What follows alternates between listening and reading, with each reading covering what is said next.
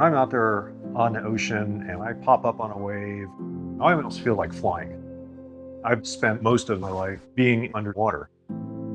As a submariner, I had to ride inside a very small enclosed space for 90 days or longer without ever seeing daylight. I was sort of trapped. In the military, I was saving for financial independence and freedom. When I'd served about 10 years, halfway to your pension, I made a terrible mistake. I'm Doug Nordman. I'm a retired U.S. Navy submariner. Most people in the Navy don't join to be in the submarine force. There were interviews with a psychologist. Do you have claustrophobia? How do you feel if you get stuck in an elevator? There's not much personal privacy. The ocean is complex and can be dangerous. When flooding starts or when a fire starts, you have seconds to take the right actions. You had to work together. And I found that was something bigger than me, something tremendously motivating.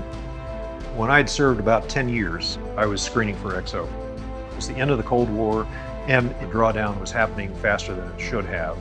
So I was very surprised when it turned out that I was listed as XO in excess. And what that meant was I made the cut, but I didn't have the job. That was a fairly dark period where you suddenly realize that you've been training all your life to do the next thing. And suddenly the entire industry around you has changed. It was the first time in that 10-year career I'd actually had to think about what else I wanted to do. I had gotten very accustomed to having that steady paycheck, and I felt extremely nervous about giving that up. How long would it take me to find a job? Would I find a job I enjoyed? All those fears of changing for something that had more potential led to me feeling trapped in where I was, and I ended up staying on active duty until I got to 20 years and the pension. The reality was that I had many choices that I just didn't recognize at that point in my life. I could have gone into the National Guard, or going into the Navy Reserve, I could have walked into a 1 weekend a month, 2 weeks a year job. It would have had more time with my family. My wife and I made all the classic investing mistakes. We chased the hot mutual funds. We paid sales charges, high expense ratios. We generally spent more money chasing performance than we would have made if we had just been left it alone. Every little 1 or 2% that I wasted on those efforts essentially delayed my financial independence by 6 months to a year.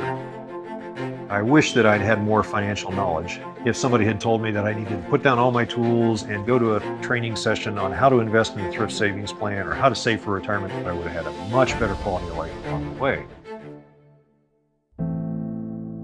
When I retired in 2002, we took surfing lessons and had a lifeguard push us into the waves for an hour. I was hooked.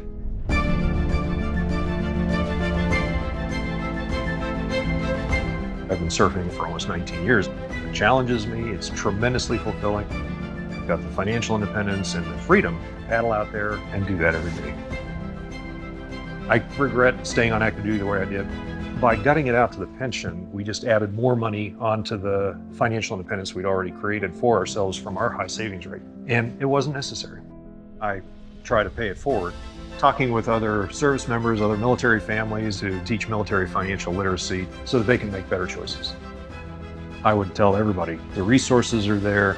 Go talk to your command, understand what kind of investor you are, buy the right kind of funds for you, and execute that plan. Retirement. But it's really the beginning of Life 2.0. You have new choices and you have a new way to design your life with financial independence. You can actually go out there and enjoy the things you're passionate about